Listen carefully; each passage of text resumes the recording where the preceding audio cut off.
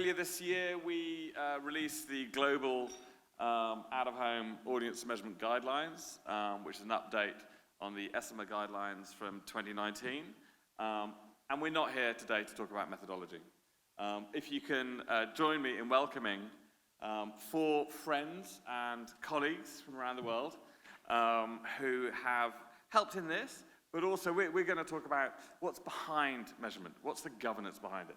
So if you can welcome on stage, we've got Angie, you may know, from TAC Media, who is really driving collaboration in the market here in terms of like building audience measurement. Anyway, Rachana from the Indian Outdoor Advertising Association, who will actually be up shortly after this to talk about what they're building there. Ichiro-san, who's here representing the Digital Signage Consortium from Japan and was behind building the live board data there. And my deity, Charmaine from the OMA, who again will be up later on talking about very, very clever things. Is this now? Yes. Okay, so there will be Q&A at the end, but in order to kind of set this off, I have some pre-prepared questions. Let me move a little bit so I can actually see you all. Okay, so starting with Charmaine. Okay, now I think it's fair to say that the OMA is often described as probably the most comprehensive out-of-home trade organization in the world, and most trade organizations look up to the OMA for their 100% membership, and just the way they run everything, really. But Charmaine, with that kind of complete basis, that gives you, as a group, the ability to share the burden, as Kathy was saying earlier, quite kind of like big projects, like audience measurement. But you don't get there overnight. You don't end up with Move 1.0, 1.5, or even 2.0 overnight. There is a journey, and all of us have to go on that journey. So could you tell us a bit about kind of how you got there? So I can't take credit for how we got there, unfortunately. But I think what it did was it set the DNA for what I then took over. So the industry had come together, I think, in 2005. It had a very rudimentary audience measurement system called Roam that only some people subscribed to. It was, OTS and traffic counts, and there wasn't a standard. So very similar to where you guys are now. You had data, but there was nothing to compare that data to. And what I know of the history is that the market was asking for proof and standard data where they could compare one foundation with the other. So as Kathy said, apples with apples. And the industry came together, and it really shifted the focus from being, a bunch of blokes that used to drink red wine, I am told, at their meetings, to a bunch of people who started talking about science and measurement. It was not easy. No one wanted to put the money in. People, there were winners and losers. This is what happens when you do apples with apples, right? Not all signs are equal. So what you have to understand is not that your sign has to get the biggest score, but that as a sector, we have that proof. And that what you sell is packages, and what you're selling is massive reach, and every sign plays towards that. So I think there were lots of arguments. It was going to take 2 years to build, it took 5 years. I arrived right at the end of that, and my job was to launch it into market. And, I was really blessed. What I had was a Herculean task that had been done by the industry. It was very, very credible. And the genius of it was that the industry had included the buyers through the Media Federation of Australia and the clients, so that they sat on this jig. So they were selling it for us before we had to sell it for ourselves. And they had pushed the industry to be a bit brave, to take the risks, to show our numbers, warts and all, to tell the truth. Because I believe that the truth will always set you free. Because once you have the truth, then you know how to mitigate. You know what story to tell. If you're not telling the truth, you know, you're always trying to find the spin, and the spin will trip you up. Look at the world we live in. You know, it's filled with spin and people tripping up on it. So I think that real kind of credible, come together, understanding of winners and losers, bringing your competitors into the room, bringing your clients into the room, bringing your buyers into the room. I actually think it's a very grown-up way for an industry like ours, because what you get to do along the way is you get to sell to those people, right? You're constantly selling to them. You're constantly showing them that you have integrity, that you're credible. So Move, when it was launched, there was not a single negative about Move. Everyone just embraced it because it had included all of the things that they wanted in it. Brilliant, thank you. And you know, as a trade association bringing buyers and advertisers along with you, I can see how at the time of launch you've already got them because they've come with you on the journey. Yeah, they're up there spruiking it. Yeah. You know, and that's what we've done with Move 1.5. And there were arguments. There were a lot of arguments. But they were more kind of intellectual discussions in the end, because you have to use the science. You have to go back to the science, right? You can't just say, oh, my science better. You have to actually show why your science better. And we're doing the same with Move 2.0. Brilliant, brilliant, thank you. But it's not possible necessarily in every market to have 100% membership of a trade association as you go into these kind of projects. Ichiro, I understand in Japan it was a different setup. It was a different journey to audience measurement, led really by the media giant Dentsu.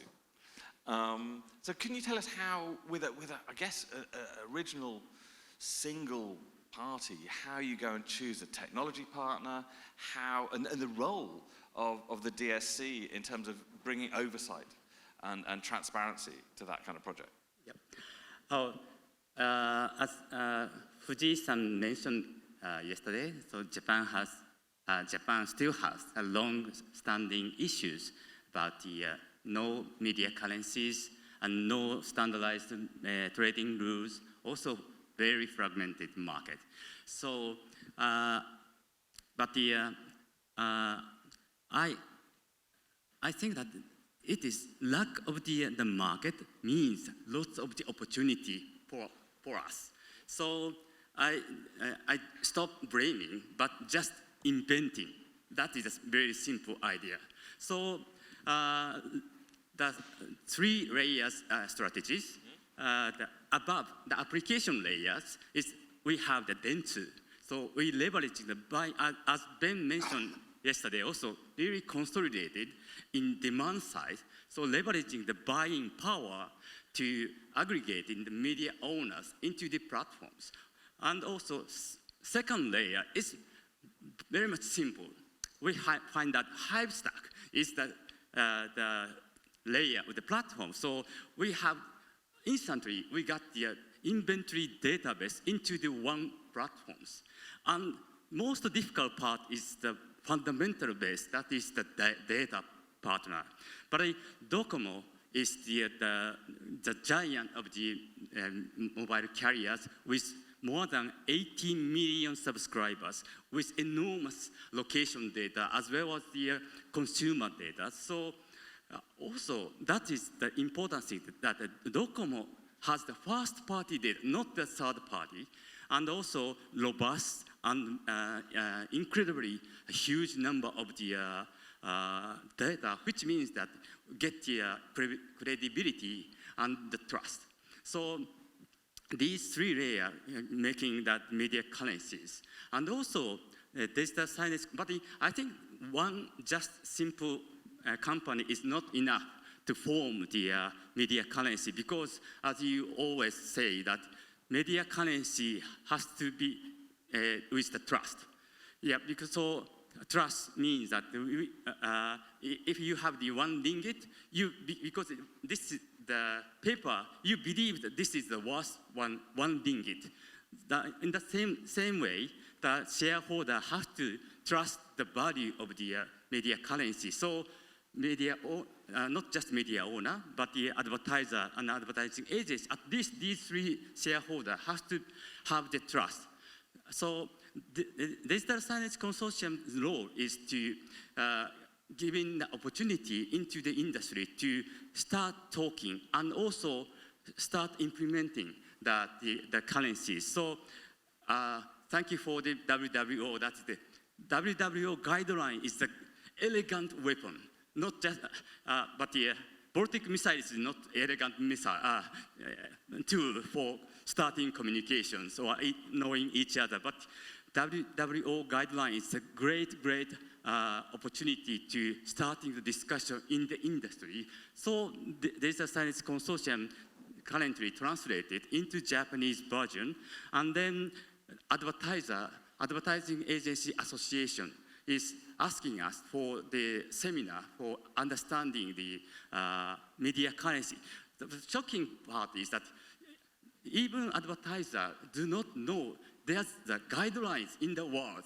So we are presenting, and also currently Japan Advertising Agency Association also collaborating each other to bring that idea into the market.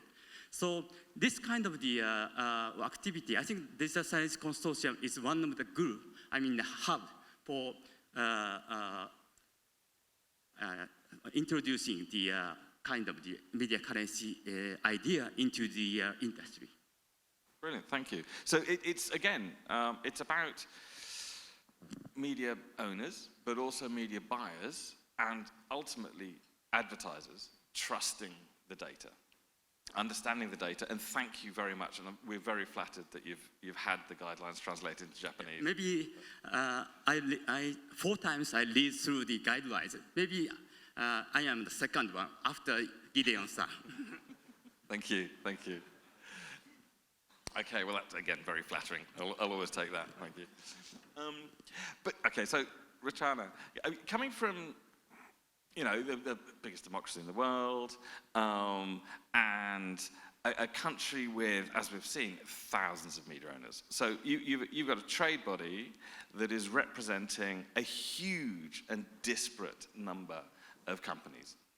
How do you get that massive membership, those huge numbers of people together to start creating currency? I know we're not talking about methodology. I know you're up on stage directly after this, but where do you start with something as big as India? You don't get all of them together. You'll never get. You just need the few who believe that audience measurement will make a difference. And I think those few are the board members of the Indian Outdoor Association. And if you ask even them to finance, it's not going to happen. You just need moral support. And then you just be at it. I think that's how we started. I think industry has made efforts even previously by doing investments, but it did not see the light of the day due to various reasons. But with COVID, with draining pockets, asking for finance was also a tough task. So we said, okay, let's start by seeing, do we have a platform? Do we have a data provider? Can we come together and see what can be done where we can launch a model which is accessible to everybody?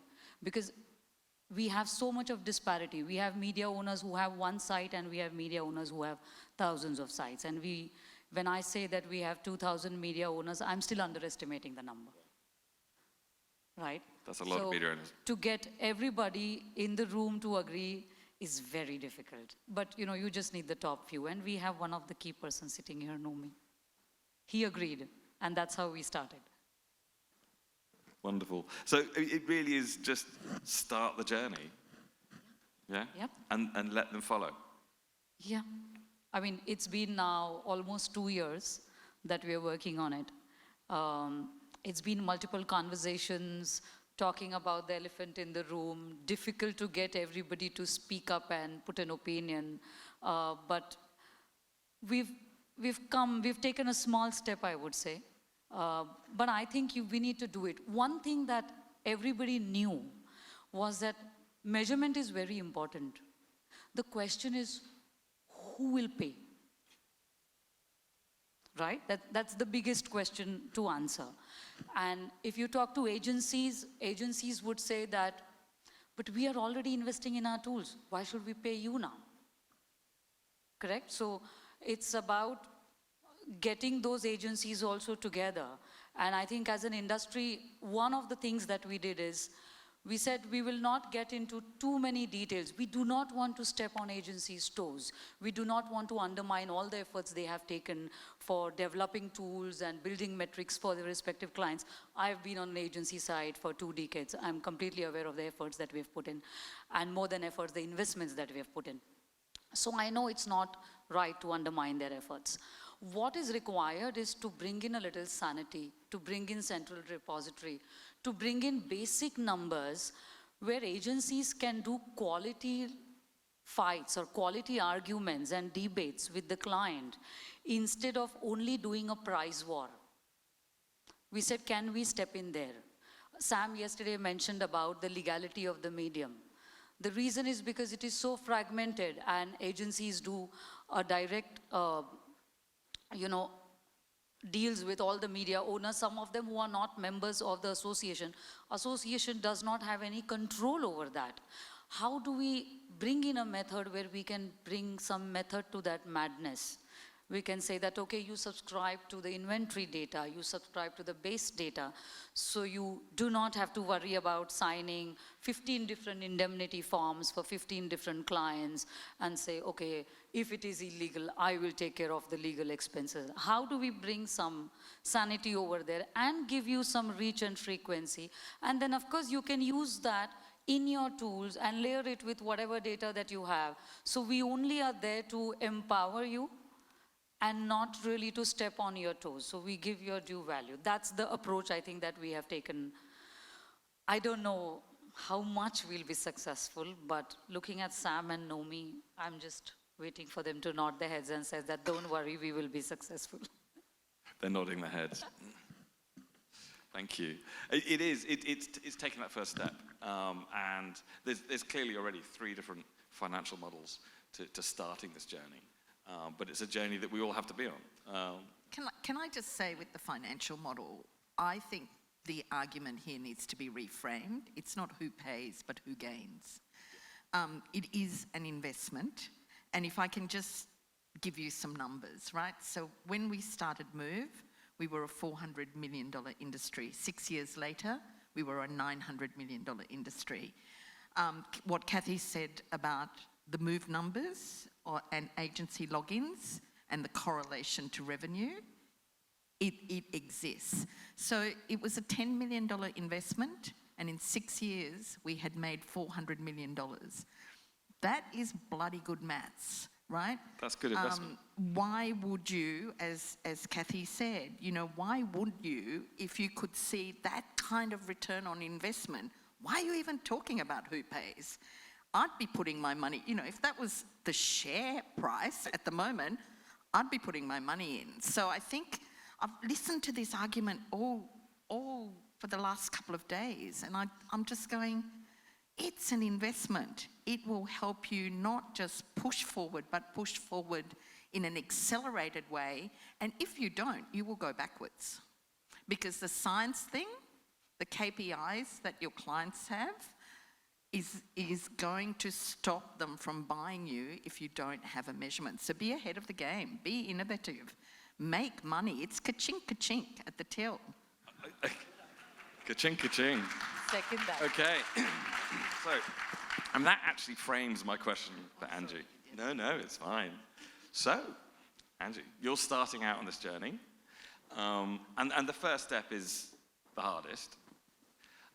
You've heard, we're all, excuse me, up here, we're all sold because we know it works. We know it adds value to the industry, adds value to out of home. with those first steps, the hardest part, what have you found so far? What's the challenge? I think it's been going around in circles for the past 1 year or more than a year here in Malaysia, trying to get the audience measurement. First, I think is understanding the methodology, what are the criteria, and the big question is who pays for it. I think understanding from Charmaine, you know, how it had added value to the out-of-home and how it grew the out-of-home numbers in Australia. I hope that the Malaysian market here in this room today understands it and sees the value, and as well as the media owners see how we can actually push the numbers up. Of course, we won't see it overnight, but we have to start somewhere.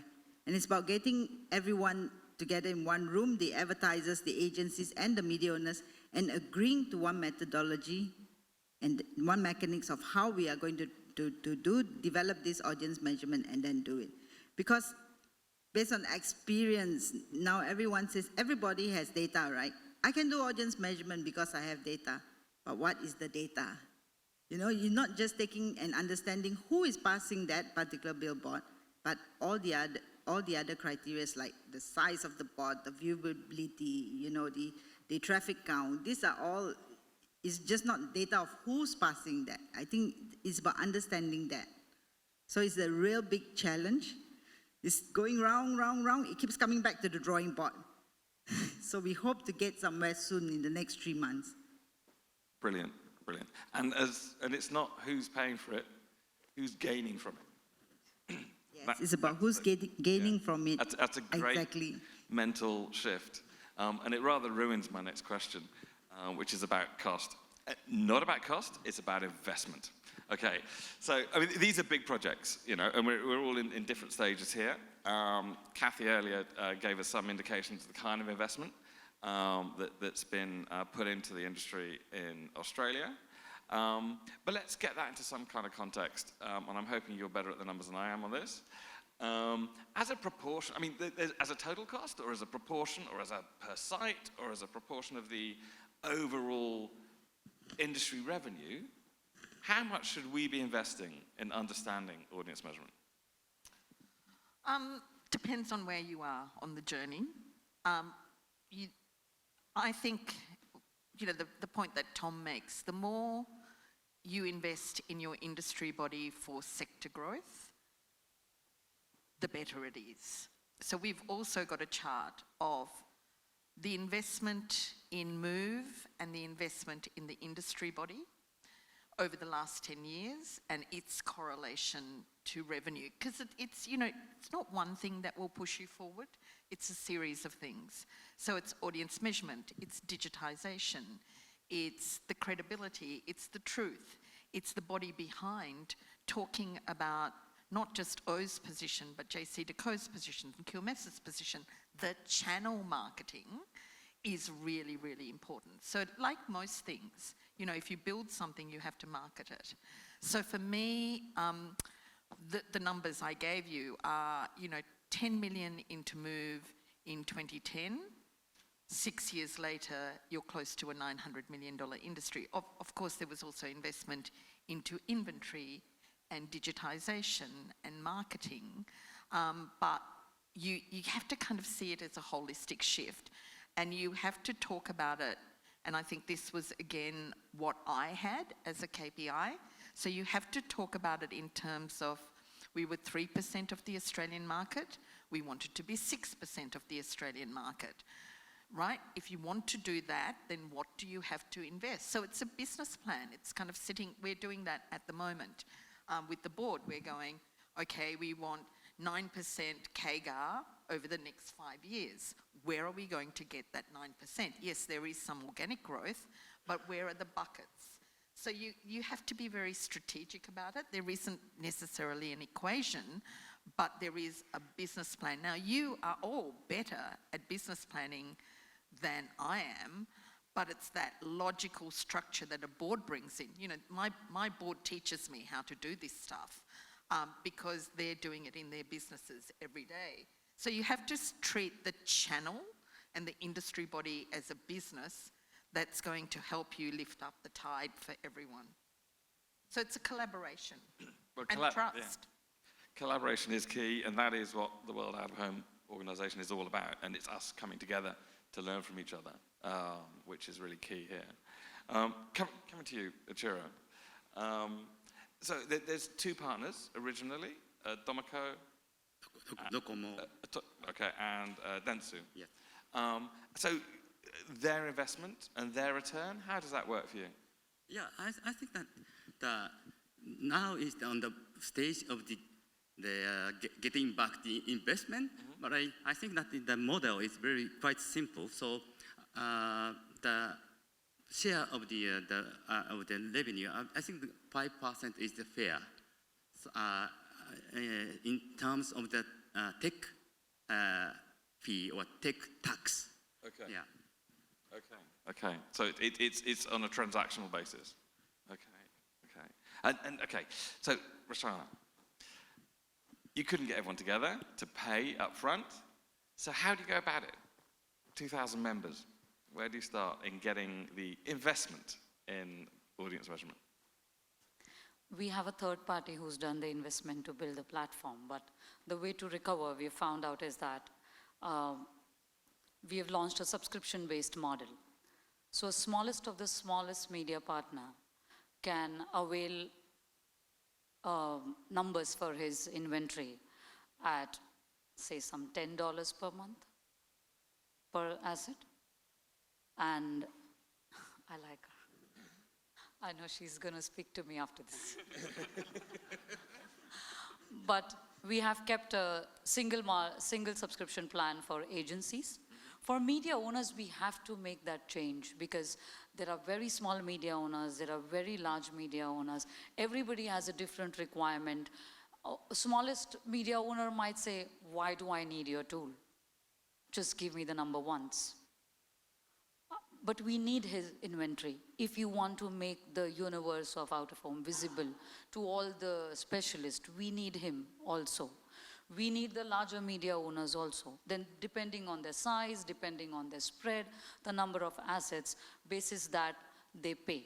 And we have kept a cap so that we are not, it doesn't become too exorbitant and doesn't become too heavy on anybody. So we have kept a varying subscription model for everybody so that we get people in. But what we have also done is that as an entry level, so that everybody can put their inventory in without really signing up for the data, so that we at least make a central repository. We've made a model where every media owner can just subscribe to it under $200 per annum. So you just take that and you just put your inventory in, basic characteristics of the inventory and everything inside. So at least you get one part going. And then once the agencies start asking that we need the numbers and we need IOAA or the association vetted numbers, then he will come to us for subscription for additional of those numbers. And then basis his size and basis the quantum that he has, we charge him only that much. So he doesn't feel too much about it. It's, yeah. So there's two stages. There's the inventory management system. Yeah, system that is separate. And that's one low cost. But, and yeah. then audience metrics on top of that. Yes. As a separate cost later on if they choose Yeah. to buy into Yeah. that. Okay. And is it based on revenue, or is it based on just Currently the number of assets, not really the revenue. Right, so Because we it's base about ours on locations. revenue. Yeah. So I think we have an inherent issue of media owners not even wanting to share the inventory data, forget the revenue data. We'll come to revenue when we are still toddlers. You need that We are data still to start with. dealing yeah. with toddler issues. When we grow up, we might do as per, but we Yeah. have a long way to go. We found that agencies weren't willing to pay. So agencies' arguments were, this is the cost of doing business. It's not a cost to us. If you want us to buy you, then it's a cost of doing business. So the way we manage that cost of doing business is it's a cost of doing business to our members. So if you're a large member like Kathy, pays 45%. 47%, I think.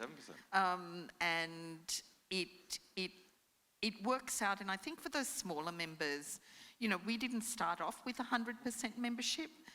That is new. So, you know, I've been talking to 4 members for about 8 years to get 4 large members to join. And, you know, Charles and I went to many meetings.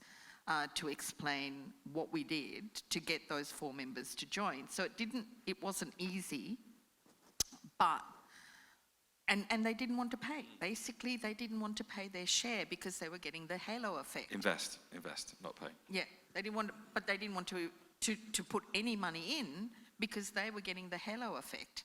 So what you then have to do is to go, I hate that they're getting the halo effect for free, but it's still better for the industry if we're all growing.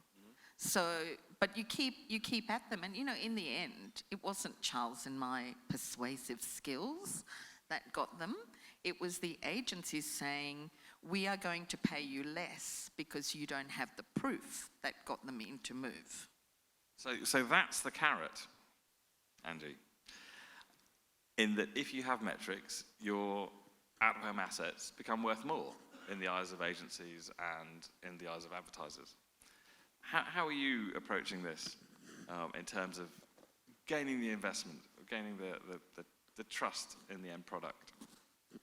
I think it's hard to say because we are just starting. We haven't even gotten anywhere near agreeing with the methodology yet, you see. But Charmaine, I have a question for you. When you first started, right, so when the agencies said that they're going to pay less for a particular site because there's no data, do they only buy the sites that has got data, or how is it? What was that challenge? I tried to get them not to buy the people who weren't part of the OMA, but there are laws in Australia against collusion, unfortunately. But what we did get to was the point where, in the end, the agencies did tell me, because they were our partners, that they were valuing the non-OMA members' data less than they were valuing the OMA's data, because they could compare like with like. And what the standard that MOVE was giving made the other data that people were looking at and giving as sales data look ridiculous. So they knew that there was spin. They knew that there wasn't credibility. They could see from even the data that they were getting from O and JC2Co and QMS and Bishop and Goa and all our other members, that these members who were sitting on the outside were doing jiggery-pokery, which is what I call it. It's kind of making it up. Making it up, So once again, you've just ridden straight over my next question because of that kind of insight. Sorry, Gideon.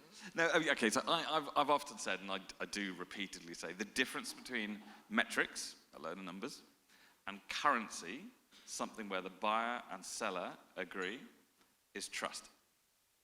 And trust comes from many things: having a technically robust methodology, having people mentally and not necessarily financially, but mentally and with their assets, with their people, invested in the development of the product. But I think the one thing that people really use in order to feel trusting of something is transparency. And I'll come to Ichiro on this. And the DSC and their oversight, how does that bring transparency to the model? Yeah, because so before that to form the trust, we need a collaboration. But to collaborate, we need the tons of conversations. So I think that I totally agree with Charmaine about that. It is a great thing that they bring the advertiser and the agencies in the same table with the glass of wine, food. So the more we can communicate with the stakeholder, the more we get the collaboration, and then finally we got the trust. So the DSC's approach is the same thing. So, but using the wine instead of using wine, we will bring the guidelines into the market, and then we generate the talk to the advertisers, agencies, and media owners. So that's this kind of the cycle or the work should be needed in Japan market, and then we will have to think about that, who pays later. Thank you, thank you. Again, I know we're going to hear about the methodology more, Rachana, in a moment. But how do you, when you've got at the moment, like a single investor who's also the tech partner, and you're then going on a subscription type model to finance it afterwards, how do you bring that oversight as a trade organization such that your members, and more importantly, advertisers, can trust the metrics? So the first thing is to gain trust from the media owners on the methodology and the data that you bring in. And we did a lot of research on this. We have ensured that the data partners are GDPR compliant. So all of that regular as per the WO guidelines is done. But what we did later is that we spent 6 to 7 months just going and giving demonstrations of the platform to the top 10 media owners, who are the 10 board of directors, including Jesse Deco, Times, Selwell, pioneers of the world. And we spent our time with top 6 agencies. And we did not tell them that, look at the tool and buy it or subscribe it. We said, look at the tool, we'll explain you everything, and let's try to destroy it. Let's ask as many questions as you want, rip us apart. We want you to do that. So we said that we don't know if we are doing the right thing. We've done our homework. Because you develop tools and you also have knowledge of the data, please ask as many questions and try to tell us that this is not good. That's what we want to hear. When we went with that approach, we found that people were more open to talk. Then they were very freely asking questions, and we showed them our methods, we showed them the data from where we get. In some places, we also opened up the code and showed it to them, so that we want to be as transparent as we can. Of course, we have a written methodology. When we did a presentation in OIC, we circulated it to all. That's the approach that we have taken. We're telling them, don't trust us. Okay. So you asked for trust by saying, don't trust us. Test us to destruction. Yes. And they haven't been able to, so. I mean, see, at the end, I and you don't make up data, right? We are only working with data, and data always tells you some story. Now, because we have been so used to following our gut in out of home, our feelings sometimes don't match with the data. Many times don't match with the data. And it's just about overcoming those feelings. But when you get the flavor of data once, twice, and then when you start observing things, people start believing in that data. But they need to be open to look at it. The only way to open that door is by telling them that I don't want you to trust my data. I want you to compare it with what you are doing. And then tell me that, is there some change that you require? And we've been very open about it, saying that, okay, if there is something that you feel that we are not doing right, a particular method, a particular process, please tell us, show us how the way, and we are willing to adopt. I mean, that's the strategy we've adopted with everybody. And I think that has worked for us. I mean, so far it has worked for us, and everybody is testing and trying, and everybody is saying that, okay, there are positive things coming out of it. So I think that's the way. Brilliant, brilliant. And I will come to Angie, but Charmaine, as a trade organization with many years' experience in delivering this data, how do you maintain that transparency, that trust, such that, I mean, advertisers, in my experience, don't really get into the weeds themselves. They want someone else to give it that kite mark, that quality assurance. How do you deliver them that quality assurance? I think the point about breaking systems is a really good one. So if you get everyone to break the system before you launch it, great idea. I think the quality assurance comes from you broke the system, you fix the system, you manage the system, you train on the system. So the OMA offers free training to agencies, advertisers, and our members. We train people on the methodology. So this is a constant rolling program of training. So we've got a trainer who's constantly in market around Australia. If someone rings us and says, can you come in, we've got a whole lot of buyers, we need a training program, we will offer it to them. It's hands-on training. So you keep that message alive. We've introduced, methodology training because people didn't understand the methodology. We've got signage training for our members on how to put the signs into Move and what is behind that sign. Inventory, Inventory training.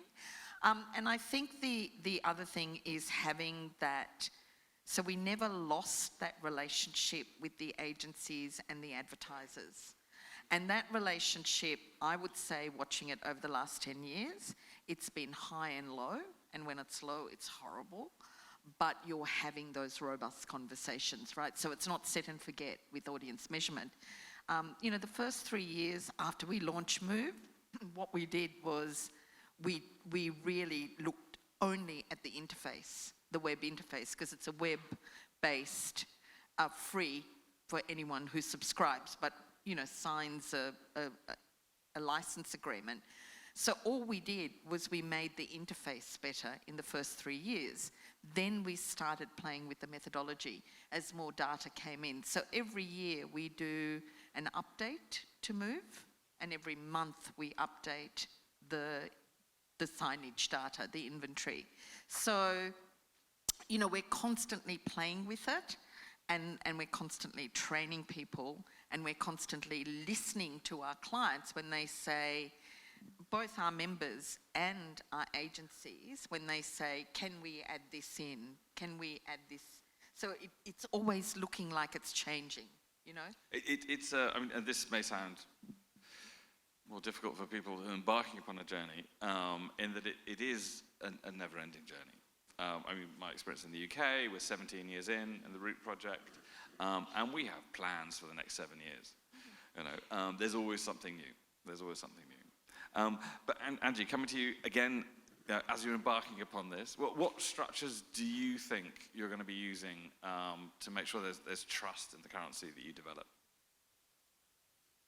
I think as much as possible, we try to follow the guidelines, the global guidelines, and we are trying to get the Advertisers Association, Specialist Association, and the Outdoor Association together so that, everyone come and agree, and also I believe that the OAM in Malaysia should be the one driving the audience measurement. Yeah. So it's oversight, transparency, oversight. Yes. Yeah. Okay. So before we go out to the floor for any questions, which I'm sure you've got lots of, if I can ask you just to sum up in the end, in your experience so far on this journey, is there one thing that you think everyone must do, and one thing that you've done that you think, don't do that? Something you've learned to let other people not do, and the thing that you think is most critical in delivering currency? Oh, that's a really interesting question, because I'm trying to go back 10 years and think about it. I think the one thing we've done really well is also the one thing we've done really badly. So the one thing we did really well was to engage with agencies and with advertisers, and to get their feedback. Sometimes when you're dealing with agencies and advertisers, it's like an insatiable beast that cannot be ever satiated. You're just constantly feeding them. And we got to a stage where the relationship became very adversarial, and there's never any gratitude, right, for this. No one ever tells you, gee, you're doing a really good job and thank you, and we'd like this analysis, and wow, you delivered it, thanks a lot, you were really great. What they say is, yeah, it's okay, now can I have that? And I think I got to the point where I just really, really dislike them. And I think our members got to the point where they were like, come on, we've invested so much money and you're still shouting at us, and it's shouty. And I think for a while, the board and I lost our cool, lost our kind of generosity of spirit, that this was actually an investment. And when you're investing, you have to listen to your investors. you can't not like them. So I think for me, those were the two things that there are positive. And, you know, the joy for me is that we've fixed that relationship. So it's not unfixable. But yeah, so don't lose sight. If you're dealing with people who you're asking, you're saying, what do you want? And they tell you what you want, you can't then yell at them because it's unreasonable, right? You have to find a way to go around it. And we did that for the first 5 years. We yelled for a couple of years, and now we're going around it. Okay, so listening is critical, and not listening is something to be avoided. Yeah, and being generous of spirit, kind of having your vent inside the room, not outside the room. Charles is laughing. Is that giving too much information away, Charles? Ichiro, your time again. What would you say? Don't do that, and the one thing you think is critical. Very simple. Don't do that. Is stop blaming and do it. Just do it, because the live board is a great example. So that showed example and then proves the value, and also proves the money generator. That is the key my experience. Brilliant. Yes, just do it. So I don't have to beat that with another answer, but Rachana does. I think one thing that you should not do is strive for accuracy. Many people ask that, okay, tell me how many people, I mean, this is the debate that I've been facing since many years, saying that, oh, but these are the number of people who are going past the billboard. I don't know how many have seen them. Nobody knows how many saw TV. Nobody knows how many really heard the radio. It's all based on research and extrapolation. Out of home is going to be a similar journey. Just start it. Don't strive for accuracy. Get the basics right. I think that's very important. Get the basics right. If you get your inventory right, if you get your, and no data is ever going to be enough for you. You will have multiple layers. You will have somebody who would claim better numbers than you. It's an ongoing journey. It's like move after reaching that stage also says that we have challenges. So it's okay. I mean, just get on with it. It's a journey.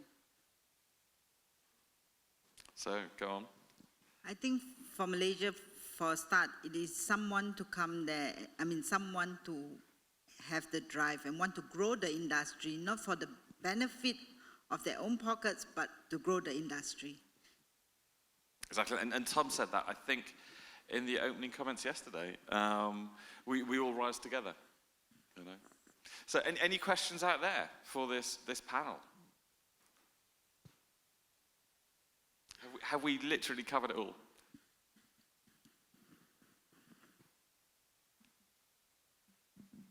So, I mean, for out-of-home industry broadly, if you can classify it as inventory outside buildings and inventory inside buildings, or airports for that matter, right? So the measurement systems that we are currently approaching are mostly addressing the inventory outside buildings. So what's the plan for inventory that's inside buildings? How are we qualitatively going to assess them and put a currency to them? I can speak from my UK experience and then pass it on. You kind of start with the highest value items, and certainly in the UK that started with the roadside. It was kind of easier in some ways to measure, and it gave the best return on investment. And then we evolved into doing interiors and transit, which is slightly harder to measure, but you need a single currency running across all of these environments. Airports was actually a bit easier because there's a lot of data in airports. But we started with the high value items and then moved into interior and transit and airports. I don't know how your journey was. So when we launched Move, we measured everything except taxis. And at that stage, there was very little place-based inventory. So this is going back to 2010. In Move 1.5, which we launched in January this year, we measured digital rotations. So now we have a digital measure. So the previous one was just a classic measure.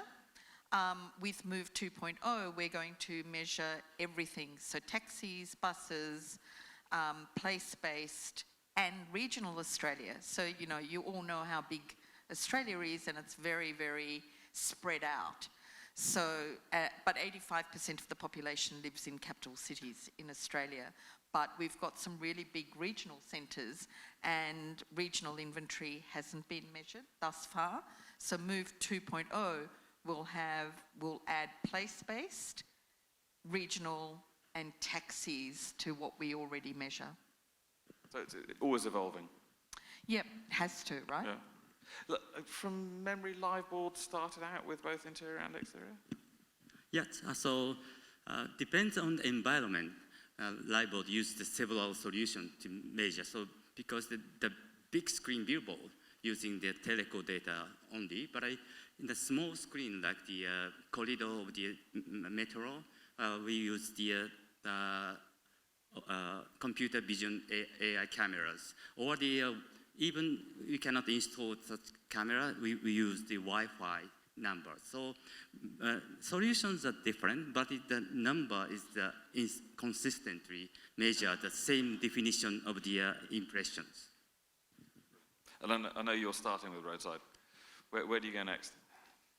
Is it too early? I think it's too early. Okay. But I agree with what Ichiro said, that, you know, we'll have to deal with it differently depending on the environment. One of the advantages of the ambient spaces or place-based is that at least it has a universe that you can allocate, you know, your extrapolation to.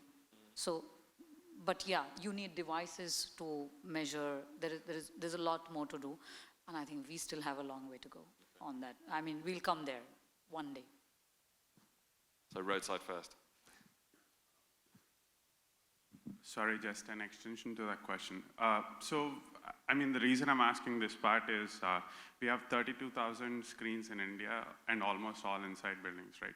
So there is, when you look at media in general, there is a quantitative factor and then there's a qualitative factor.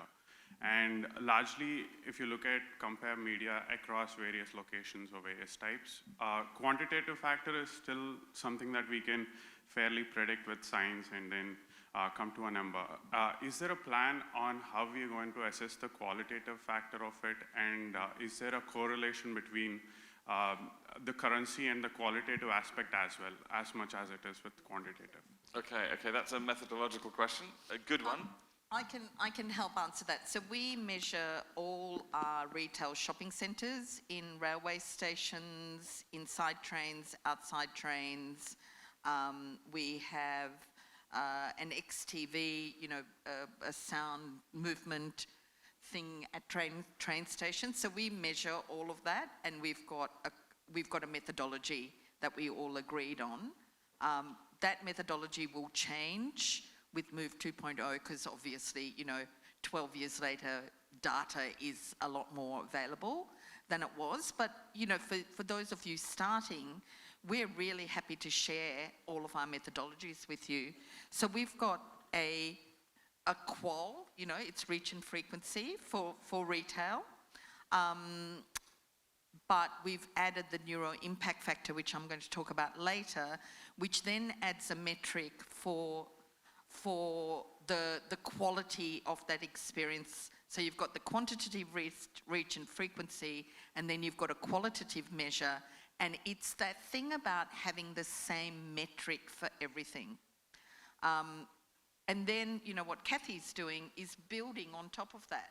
So it's just like everyone's got a great foundation, and then you use the data that you have, because you're going to have more data, to then add to that as your sales pitch.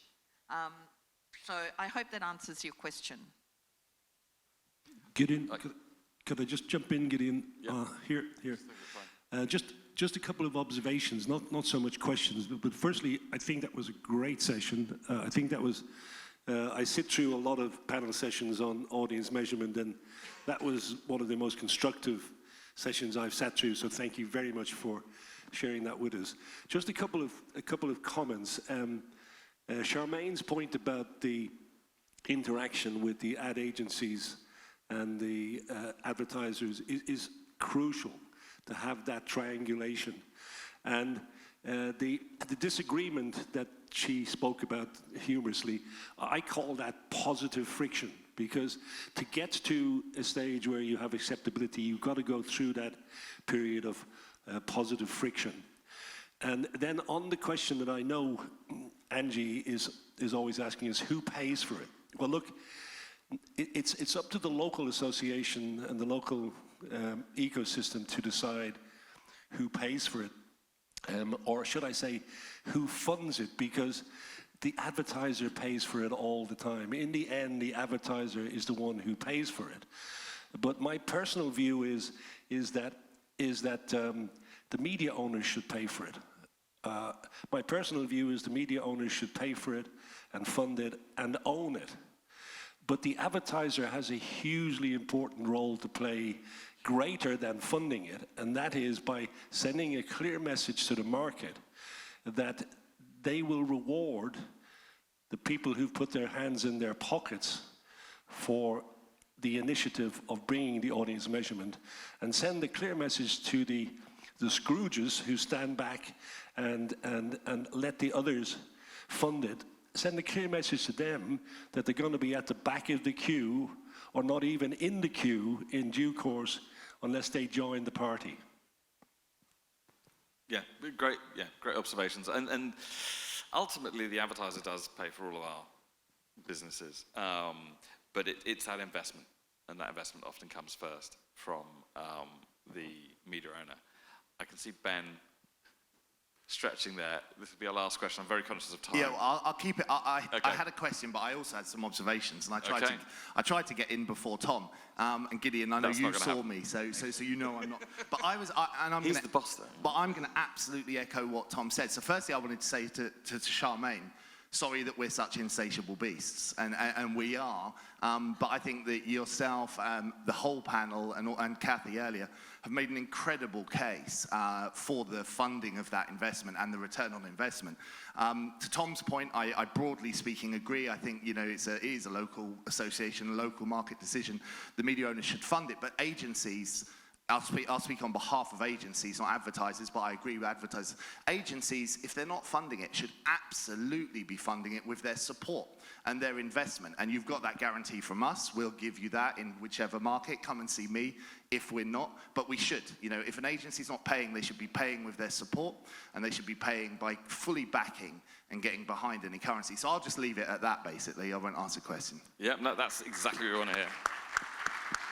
So thank you, all of you, and if you can give it up for this wonderful group and the knowledge they've shared with us today. Thank you.